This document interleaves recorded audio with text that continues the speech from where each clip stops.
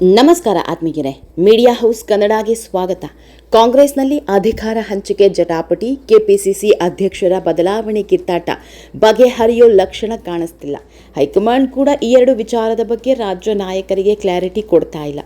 ಇದೇ ವಿಚಾರಕ್ಕೆ ಸಿದ್ದರಾಮಯ್ಯ ಎರಡರಲ್ಲೊಂದು ಮಾಡಿಕೊಂಡು ಬರಲೇಬೇಕು ಅಂತ ಸುಮಾರು 2 ತಿಂಗಳ ಬಳಿಕ ದಿಲ್ಲಿಗೆ ಹಾರಿದ್ರು. ಆದರೆ ಸಿದ್ದರಾಮಯ್ಯ ನಿರೀಕ್ಷೆಯಂತೆ ದಿಲ್ಲಿ ವರಿಷ್ಠರು ಯಾವುದೇ ಸ್ಪಷ್ಟ ಮಾಹಿತಿ ನೀಡಿಲ್ಲ. ಅಡ್ಡಗೋಡೆ ಮೇಲೆ ದೀಪ ಇಡುವ ಕೆಲಸ ಮಾಡಿ ತಳ್ಳಿ ಹಾಕಿದ್ದಾರೆ. ರಾಜ್ಯ ಕಾಂಗ್ರೆಸ್ನಲ್ಲಿನ ವಿದ್ಯಮಾನಗಳಿಗೆ ಸಂಬಂಧಿಸಿದಂತೆ ಒಂದು ಸ್ಪಷ್ಟ ನಿರ್ಧಾರಕ್ಕೆ ಬರೋದಿಕ್ಕೆ ಕಾಂಗ್ರೆಸ್ ಹೈಕಮಾಂಡ್ಗೂ ಸಾಧ್ಯ ಆಗ್ತಾ ಇಲ್ಲ. ಇದು ಕರ್ನಾಟಕ ರಾಜಕಾರಣದಲ್ಲಿ ಮತ್ತಷ್ಟು ಅಸಮಾಧಾನ ಭುಗಿಲೇಳುವಂತೆ ಮಾಡಿದೆ. ಸಚಿವ ಸಂಪುಟ ಪುನರಾರಚನೆಯೂ ಸೇರಿದಂತೆ ಕೆಲವೊಂದು ನಿರ್ದಿಷ್ಟ ಕಾರ್ಯಸೂಚಿ ಮುಂದಿಟ್ಟುಕೊಂಡು ದಿಲ್ಲಿಗೆ ಭೇಟಿ ನೀಡಿದ್ದ ಸಿಎಂ ಸಿದ್ದರಾಮಯ್ಯ ಅವರಿಗೆ ಎಐಸಿಸಿ ಅಧ್ಯಕ್ಷ ಮಲ್ಲಿಕಾರ್ಜುನ ಖರ್ಗೆ, ಕಾಂಗ್ರೆಸ್ ನಾಯಕ ರಾಹುಲ್ ಗಾಂಧಿ ಸೇರಿದಂತೆ ಯಾರಿಂದಲೂ ಸ್ಪಷ್ಟ ಭರವಸೆಯಾಗಲಿ ಉತ್ತರ ಆಗಲಿ ಸಿಕ್ಕಿಲ್ಲ. ಅದರಲ್ಲೂ ಕೆಪಿಸಿಸಿ ಅಧ್ಯಕ್ಷರ ಬದಲಾವಣೆ ವಿಚಾರದಲ್ಲಿ ವರಿಷ್ಠರು ಸದ್ಯಕ್ಕೆ ಬೇಡ, ಕಾದ್ ನೋಡೋಣ ಅನ್ನೋ ಸಮಾಧಾನಕರ ಉತ್ತರ ನೀಡಿದ್ದು. ವಿಧಾನ ಪರಿಷತ್ನ 4 ಖಾಲಿ ಸ್ಥಾನಗಳಿಗೆ ನೂತನ ಸದಸ್ಯರ ನೇಮಕ ವಿಚಾರಕ್ಕೆ ಸಂಬಂಧಿಸಿದಂತೆ ಸಿದ್ದರಾಮಯ್ಯ ನೀಡಿದ ಪಟ್ಟಿಯನ್ನು ತಮ್ಮಲ್ಲೇ ಇರಿಸಿಕೊಂಡಿದ್ದು ಹಿರಿಯ ಸಚಿವರು ಹಾಗೂ ಕೆಪಿಸಿಸಿ ಅಧ್ಯಕ್ಷರ ಸಹಮತ ಪಡೆದು ಒಮ್ಮತದ ನಿರ್ಧಾರಕ್ಕೆ ಬಂದು ಇನ್ನೊಂದು ಪಟ್ಟಿ ಸಿದ್ಧ ಮಾಡಿ ಕಳಿಸುವಂತೆ ಸೂಚನೆ ನೀಡಿದ್ದಾರೆ. ಅಲ್ಲಿಗೆ ರಾಜ್ಯ ಕಾಂಗ್ರೆಸ್ ಅಧ್ಯಕ್ಷರ ಬದಲಾವಣೆಯ ಮೂಲಕ ಪಕ್ಷದ ಮೇಲೆ ತಮ್ಮದೇ ಹಿಡಿತ ಸಾಧಿಸಲು ಮುಂದಾಗಿದ್ದ ಸಿದ್ದರಾಮಯ್ಯ ತಂತ್ರ ಫಲ ನೀಡಿಲ್ಲ. ಬರುವ ಮೇ ತಿಂಗಳಿಗೆ ರಾಜ್ಯದಲ್ಲಿ ಕಾಂಗ್ರೆಸ್ ಸರ್ಕಾರ ಅಧಿಕಾರಕ್ಕೆ ಬಂದು 2 ವರ್ಷ ಪೂರ್ಣಗೊಳ್ಳಲಿದೆ.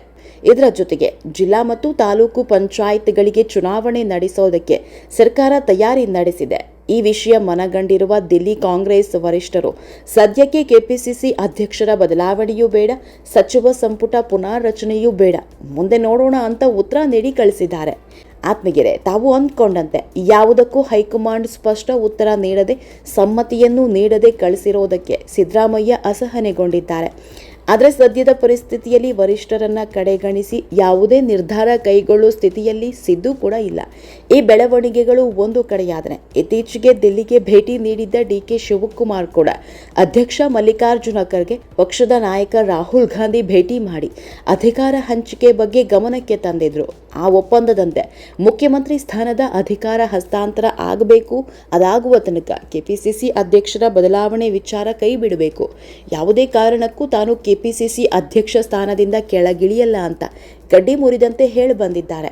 ಇದನ್ನೆಲ್ಲ ಗಮನಿಸಿದರೆ ಕಾಂಗ್ರೆಸ್ನಲ್ಲಿ ಸಿಎಂ ಪಟ್ಟಕ್ಕಾಗಿ ನಡೀತಾ ಇರುವ ಆಂತರಿಕ ಸಮರ ಸದ್ಯಕ್ಕೆ ಮುಗಿಯೋ ಲಕ್ಷಣ ಕಾಣ್ತಿಲ್ಲ. ಎಂಥದ್ದೇ ಸಂದರ್ಭ ಬಂದರೂ ಸಿಎಂ ಸ್ಥಾನ ತ್ಯಜಿಸುವ ಮಾತೇ ಇಲ್ಲ ಅನ್ನೋ ತೀರ್ಮಾನಕ್ಕೆ ಬಂದಿರುವ ಸಿದ್ದರಾಮಯ್ಯ ಅದಕ್ಕಾಗಿ ರಣತಂತ್ರ ಹೆಣಿತಿದ್ದಾರೆ. ಆತ್ಮೀಯರೇ, ತಮ್ಮ ಮುಂದಿನ ಹಾದಿಗೆ ತೊಡಕಾಗಿರುವ ಡಿಕೆಶಿಯನ್ನ ಹಣಿಯಲು ಸಿದ್ದರಾಮಯ್ಯ ಒಂದೊಂದೇ ದಾಳ ಉರುಳಿಸುತ್ತಿದ್ದಾರೆ. ಇದರ ಒಂದು ಭಾಗವೇ ಸಚಿವ ಕೆಎನ್ ರಾಜಣ್ಣ ಪ್ರಸ್ತಾಪಿಸಿರುವ ಹನಿ ಟ್ರ್ಯಾಪ್ ಪ್ರಕರಣ. ವಿಧಾನಸಭೆಯ ಅಧಿವೇಶನದಲ್ಲಿ ಈ ವಿಷಯ ಪ್ರಸ್ತಾಪಕ್ಕೂ ಮೊದಲು ಸಿದ್ದರಾಮಯ್ಯ ಅವರಿಗೆ ಎಲ್ಲಾ ವಿಚಾರ ಗೊತ್ತಿತ್ತು ಅಂತ ಹೇಳಲಾಗ್ತಾ ಇದೆ. ಅವರ ಗಮನಕ್ಕೆ ಬರದೆ ಏಕಾಏಕಿ ಈ ವಿಚಾರ ಸದನದಲ್ಲಿ ಪ್ರಸ್ತಾಪ ಆಗೋದಕ್ಕೆ ಸಾಧ್ಯ ಇಲ್ಲ ಅನ್ನೋದು ಕಾಂಗ್ರೆಸ್ನ ಉನ್ನತ ಮೂಲಗಳ ಮಾಹಿತಿ.